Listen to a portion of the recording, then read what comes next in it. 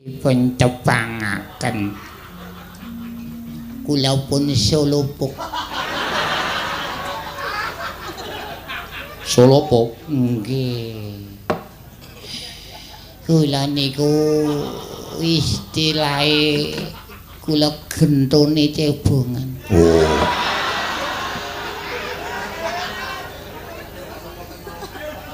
Jaman nem-neman kula gleleng penyembahan. Ning saniki bareng tuwa kok sikil kula kaya lempah.